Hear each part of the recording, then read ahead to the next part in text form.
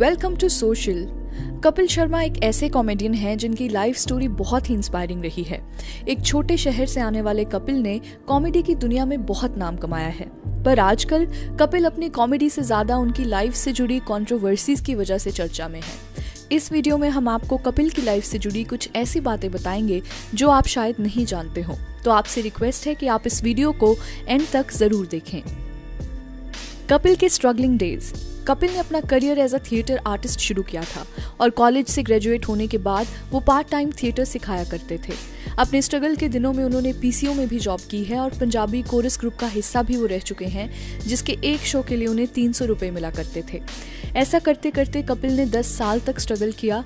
फिर अपने फादर की डेथ के बाद उन्होंने मन बना लिया कि वो थिएटर और सिंगिंग की जगह स्टैंड अप कॉमेडी करेंगे। इसी वजह से उन्होंने पंजाबी कॉमेडी शो हंसते रहो में हिस्सा लिया और उसके बाद कपिल ने the great Indian laughter challenge के लिए ऑडिशन दिया, जिसमें उन्हें रिजेक्ट कर दिया गया। पर कपिल ने हार नहीं मानी और एक बार दोबारा ऑडिशन दिया, जिससे उनका शो में सिलेक्शन पक्का हो गया। कपिल उस सीजन के विनर रहे और उसके बाद से ही उनका करियर चल पड़ा। कपिल की प्रायोरिटीज। शुरुआत के दिनों से ही कपिल ने अपनी फैमिली को फर्स्ट प्रायोरिटी दी है।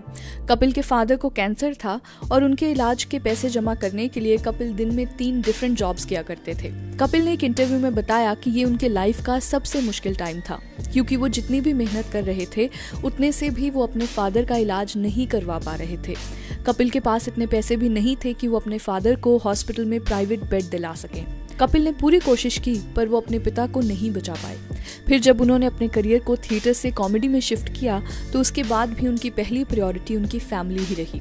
लाफ्टर चैलेंज जीतने के बाद जो पैसे उन्हें मिले थे, उससे उन्होंने अपनी बहन की शादी करवाई। फिर जैसे जैसे वो अपने करियर में आगे बढ़ते रहे, वैसे ही वो अपनी माँ के सारे सपने पूरे भी करते रहे। कपिल ने अपनी माँ के लिए एक नया घर बनाया, उन्हें कई फॉरेन ट्रिप्स पर लेके गए और साथ ही साथ उन्हें इंडस्ट्री के सारे मशहूर सेलिब्रिटी से भी मिलवाया, जिसमें से एक थे शाहरुख खान, जो उनकी माँ के फेवरेट एक्टर हैं। कंट्रोवर्सीज। कपिल के करियर में कई कंट्रोवर्सीज रही हैं, चाहे अपनी फीमेल को एक्ट्रेस के साथ बदतमीजी करना हो या फिर अपने शूट्स को डिले करना। कपिल पिछले कुछ टाइम से अपनी कॉमेडी से ज्यादा इन कंट्रोवर्सीज की वजह से न्यूज में रहे हैं। जैसे 2017 में कपिल शर्मा और सुनील ग्रोवर की लड़ाई की खबरें आई थी, जहां न्यूज में आया कि कपिल ने सुनील की तरफ जूता फेंक के मारा था। इस कंट्रोवर्सी से कपिल के शो और उनकी इमेज को बहुत नुकसान पहुंचा। इस इंसिडेंट के बाद सुनील और बाकी कई एक्टर्स ने द कपिल शर्मा शो बीच में ही छोड़ दिया और कुछ टाइम बाद शो को भी बंद कर दिया गया।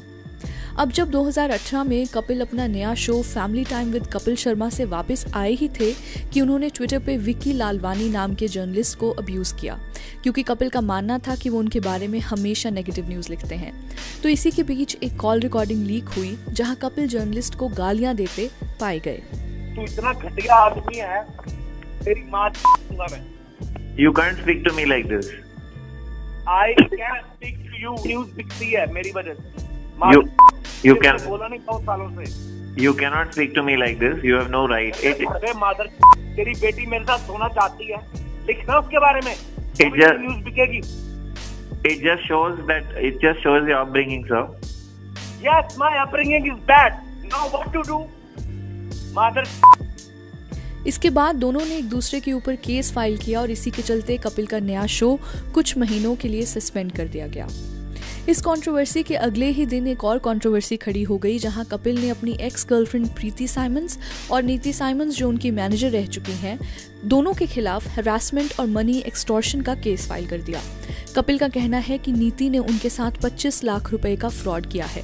वहीं रिप्लाई में नीति ने कहा कि ऐसा कुछ नहीं हुआ था। कपिल अभी ठीक स्टेट ऑफ माइंड में नहीं है और अपनी बात को प्रूव करने के लिए उनके पास कोई प्रूफ नहीं है। डिप्रेशन। फिरंगी मूवी के ट्रेलर लॉन्च के दौरान कपिल ने कन्फेस किया था कि वो डिप्रेशन में थे और बहुत शराब भी पीने लगे थे। इसी वजह से उनके सारे शूट्स कैंसिल हुए, जिसके कारण वो और डिप्रेशन में चले गए। अब रिसेंटली दोबारा उनका कहना है कि वो डिप्रेस्ड हैं और उनका स्टेट ऑफ माइंड ठीक नहीं है।